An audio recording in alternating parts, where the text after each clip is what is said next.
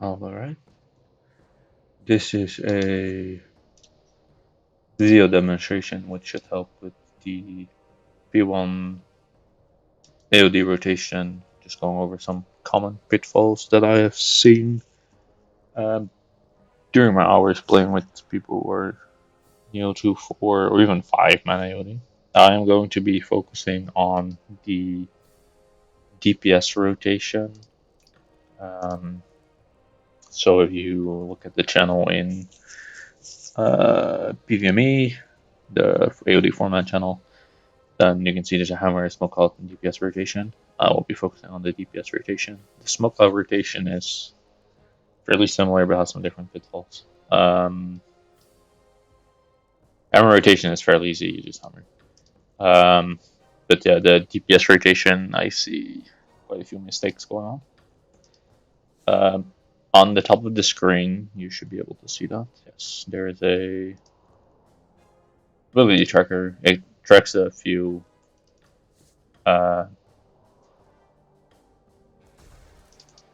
abilities. I haven't put in everything, but if I press up abilities, you can see them on the tracker, which should help visualizing what I'm doing.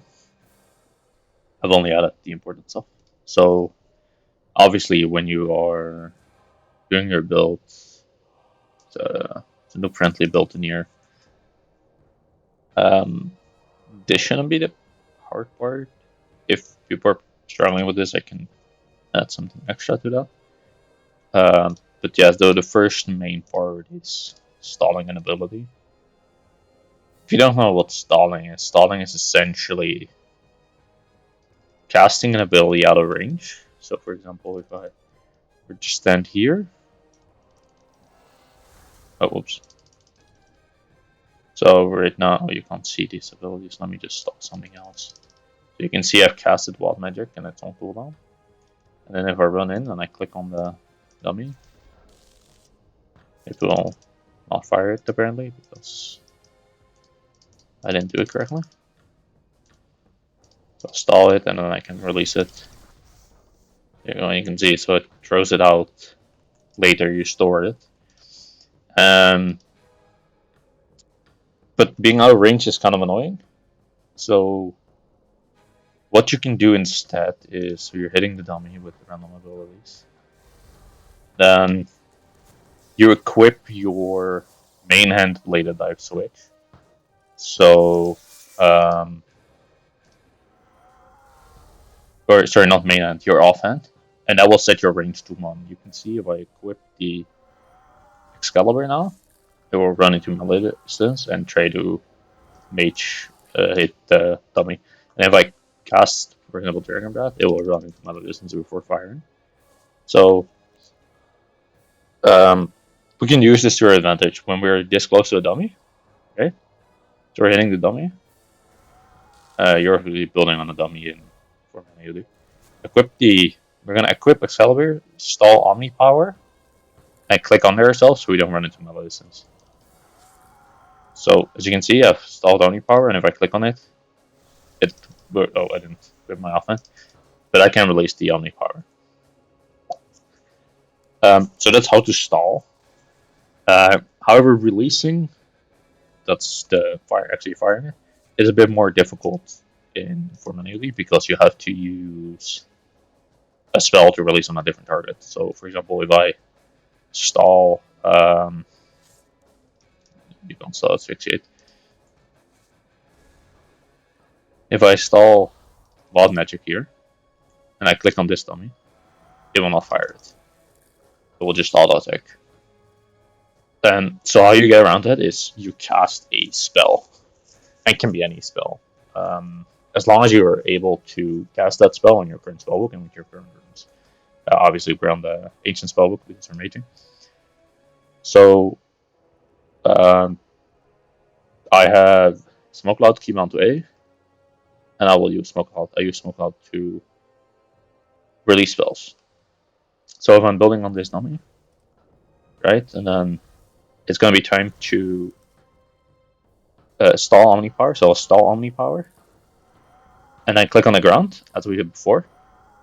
And then when AOD becomes targetable, you will target cycle, which I have not put on the tracker, but you will see me go to the other target. Target cycle, and then smoke cloud. And you can do it with blood barrage or whatever you keep on, right? So, hitting the dummy, install Omni Power, equip my weapon, and then target cycle smoke cloud. And then it will hit the target your target cycling on. Of course, make sure your target is cycling on the AOD. If there's multiple dummies, you can target cycle on a different dummy or whatever, you know. So make sure you target cycle on AOD. Easiest way to do that is next to AOD where C spawns. Then, of course, you want to release. Actually, I should really. So if you're hitting dummy, right? Install Omni Power, and then you can actually release Omni Power with something else. So I'm gonna target cycle Smoke Cloud and then G-Kong. And then you can see I also get G-Kong at the same time as Omni Power. So it doesn't restart the GCD or something. Yeah, so you can do 2 abilities at the start of the AOD fight, right? So you get Omni Power plus whatever you're casted with. What you cast it with is also kind of important because at AOD, you do not have 100% accuracy until Hammer is applied. But Hammer will not be applied until the tick after you fire your abilities. Which means we want to cast abilities that get a hit chance improvement. These abilities are ultimates or specs. Not all of them get it, but for Magic, all the relevant ones do. That's why we install Omni Power. Omni Power is guaranteed to hit B1 as long as you have your Overload and your Aura on.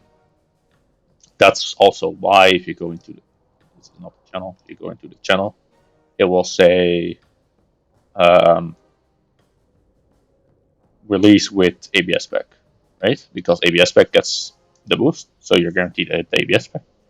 And of course, the ABS spec has multiple casts, so you will be guaranteed to, the first one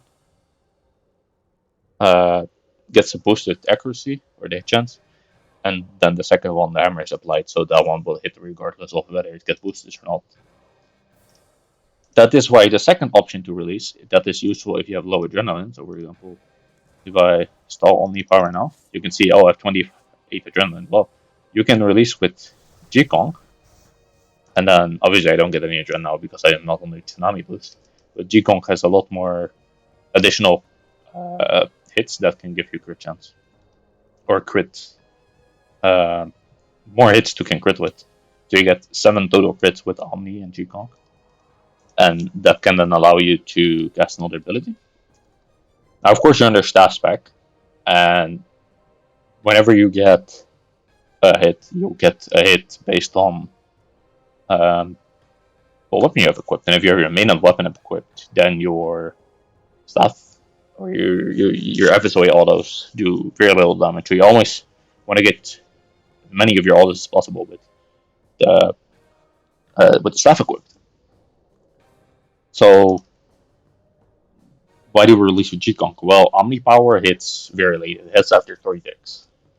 What that means is if you release Omni Power with G-Kong, and then you can, if you build a bit of adrenaline, if you G-Kong and then ability and equip staff in the same tick, then you will have your staff equipped when the autos come out. So I'm gonna G-Kong Wild Magic and equip staff.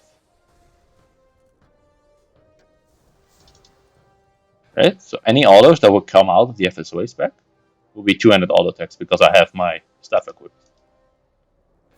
And so you can Omni, G-Kong, and then Wild Magic plus equip staff, and then all the autos from the entire Omni Power, the last hit of G-Kong, any recurring auto attacks from the first 2 G-Kong hits, and the Wild Magic will be 2-handed auto attacks. So you get, for 5, 6, 7 two-handed auto attempts, and then you have 2 main-hand auto attempts that can recur into 2H autos if you get any crits on the first 2 G-Kongs. So you have a lot of 2-handed autos coming out there, and at the same time you get 15% crit chance boost on 1 hit of Blood Magic. You get everything off, right? So yeah, that is why you always want a Wild Magic after G-Kong, because it's the strongest buff, and you can still get 2-handed auto attacks with the crit buff. So those are really the main things for the P1 AOD. Then, of course, there's some more things. Which abilities should you try to get off? I see many people who are trying to auto attack, but we're not auto attack basic abilities. But apart from the first G-Kong, you should never have to do a basic ability in P1. P1 is too short for that. You can use Limitless in P1 because you will not use Limitless until P4. Which, if you're in the fastest teams, then maybe you don't want a Limitless P1. But most teams will get, maybe 245 and higher kills, maybe even like 315, especially if doing farting. So you can just Limitless P1 and it will not cost you anything. So obviously you can Limitless and Tendrils, right? If you mage, Tendrils is very good because Tendrils gives 4 guaranteed crits, so you get 40 adrenaline. And you get also 4 autos, which can also crit, so you get a lot of adrenaline from it. And even the autos give 2 or 2.8 adrenaline, depending on if you have invigorating. So you get at least 48 adrenaline just from Zone Tendrils. So you can use Tendrils to get adrenaline, possibly with Limitless if you have unlucky crits in the beginning. And then you also want a 2-hit asphyxiate. And then you always want to combine it with 3 ABS specs. Or if you G-Konk at the start, then your last spec should be a G-Staff spec. Otherwise you will not get the full ABS spec. Only will get off at 3 hits, I think. And obviously you won't, the autos from the 3rd hit won't help you to skip reavers. So you can still get all the ABS spec hits off, but if any of the hits after the 3rd are needed to face the boss, then you will not skip reavers. So it's better to G-Staff and hope that it hits hard, and then still skip the reavers. This rotation, by the way, is guaranteed reaver skips if you do it correctly. Or if the entire team does it correctly, rather. Right, so that is very important in P1 to have this this stalling and this rotation down a bit, because then you can skip reavers, and if you don't skip reavers, it can snowball really fast into very uncomfortable P2, P3, and you can easily get like 30 seconds added to the kill time because you didn't skip reavers. One more note is that you always want to be on Barrage autocast in P1, actually in P3 as well, of course. But yeah, that is because Barrage autos hit faster, 1 tick faster. So you can get faster recurring auto attacks. It doesn't matter which Barrage you do. Like, standard is obviously Blood Barrage, but you don't really take damage at it. You can do Soul Split Camp. So you can do Ice Barrage, and then you can juice the thingy better, the Aura. Not the Aura, the Dark's Relic. Or you can do Shadow or Smoke Barrage, save yourself some money. They're kind of expensive right now. And they'll help the base a bit, but they're not very relevant for you. As base, I do recommend Blood Barrage though, because you do take a lot more damage. And then I think that is the main important part of P1. Of course, you can switch to Inside Fear to get the proc, and that is also an extra crit attempt, and that's actually really good if you can start the fight. This is maybe a bit more advanced than learning, but if you can release the Omni whilst having Inside Fear autocast on, and having the Inside Fear proc available, so you'll have to, in the build already, make sure you don't proc it there. And then you get an extra crit attempt, and then your rotation is more consistent, but it's not very important. If you want any other bits, I think that is it for the regular DPS part. So yeah, maybe I forgot something. I will make extra video. Otherwise, just let me know any questions.